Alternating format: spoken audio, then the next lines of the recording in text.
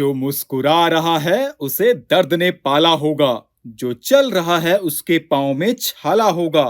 बिना संघर्ष के इंसान चमक नहीं सकता दोस्तों, क्योंकि जो जलेगा उसी दिए में तो उजाला होगा।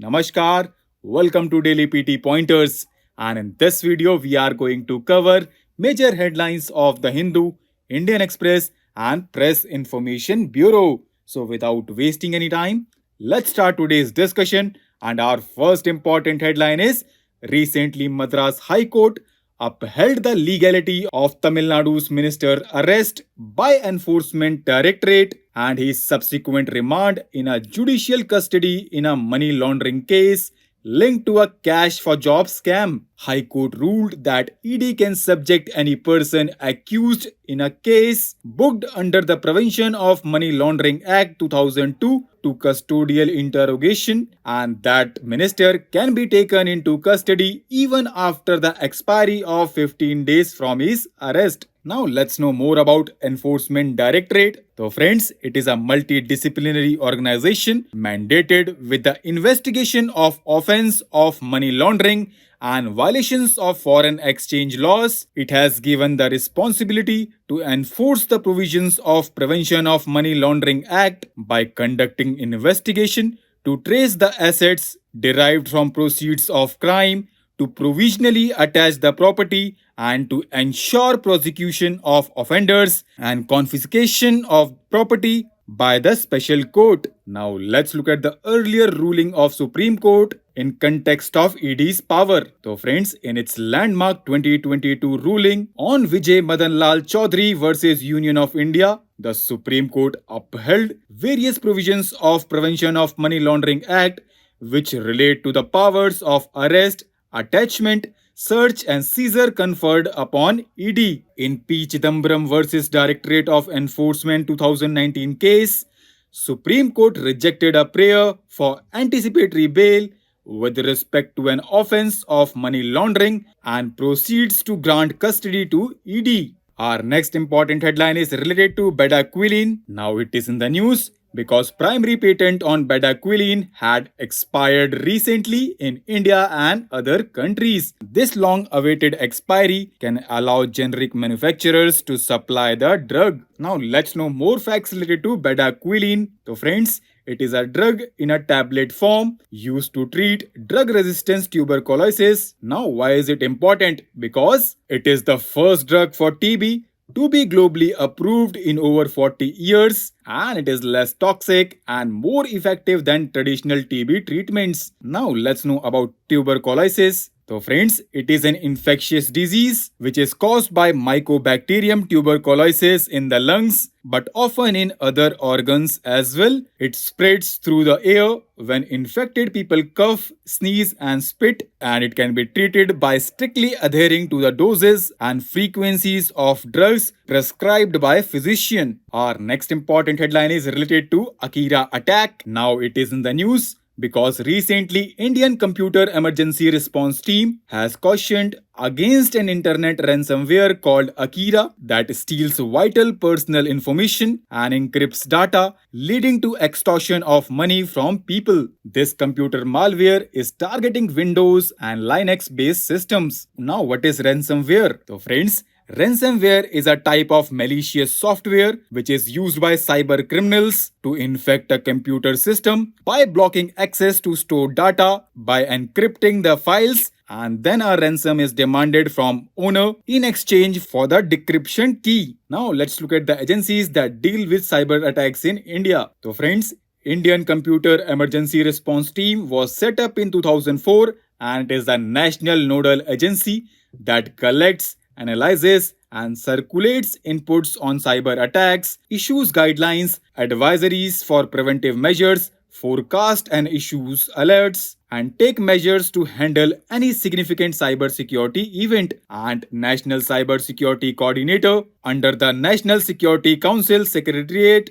coordinates with different agencies at the national on cybersecurity issues. And there is Cyber Swachhata Kendra, which has been launched for detection of malicious software programs and to provide free tools to remove the same. In this article, we have to know about zero FIRs. So friends, it means when a police station receives a complaint regarding an alleged offense that has been committed in the jurisdiction of another police station, it registers an FIR and then transfer it to the relevant police station for further investigation. No regular FIR number is given. After receiving the zero FIR, the relevant police station registers a fresh FIR and starts the investigation. And the provision of zero FIR came after the recommendation in the report of Justice Verma Committee. The zero FIR aimed to aid victims in getting a complaint registered without running from pillar to post. The provision is meant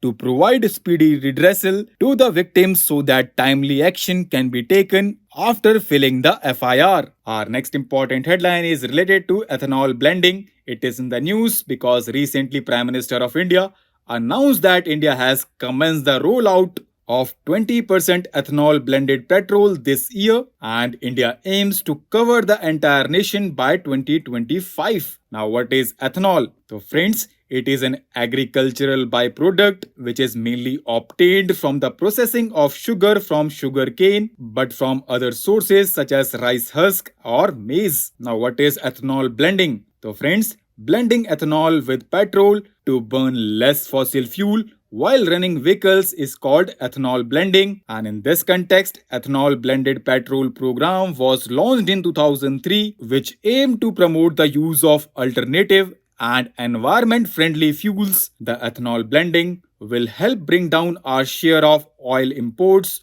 on which we spend a considerable amount of precious foreign exchange. More ethanol output would help increase farmers' income. Our next important headline is related to Lokmanya Tilak. He is in the news because recently Prime Minister of India paid tributes to Lokmanya Tilak on his birth anniversary. Now let's know more facts related to Lokmanya Tilak. So friends, he was born in the Ratnagiri district of Konkan on the west coast of India on 23rd July 1856. He was an extremist.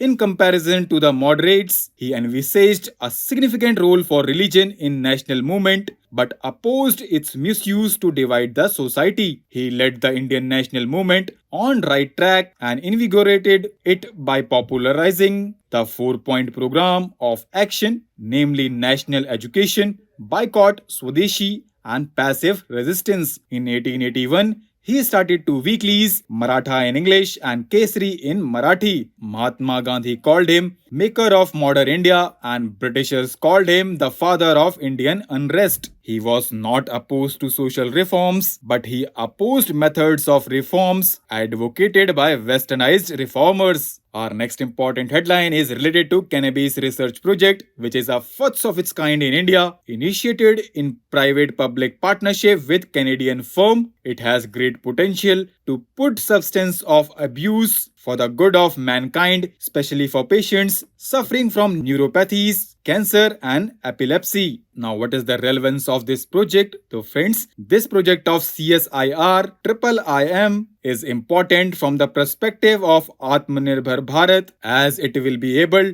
to produce export quality drugs meant for different kind of neuropathies, diabetic pains, etc. And do you know friends, CSIR IIM is the oldest scientific research institute in India with a history of discovering mint way back in 1960s. Now Cannabis Research Project of CSIR IIM is going to make it more prestigious in terms of scientific research in India. Our next and last important headline is related to Tele helpline. It is in the news because recently it has received over 2 lakh calls since its launch in October 2022. Now let's know more facts related to Tele initiative. So friends, it was announced by Union Ministry of Health and Family Welfare in the Union Budget of 2022-23 as an acknowledgement to the mental health crisis in the country. It is a novel initiative to enable people to seek support for their mental health issues while maintaining anonymity of the callers, thereby reducing the stigma generally surrounding the mental health issues. And do you know friends, National Tele Mental Health Program of India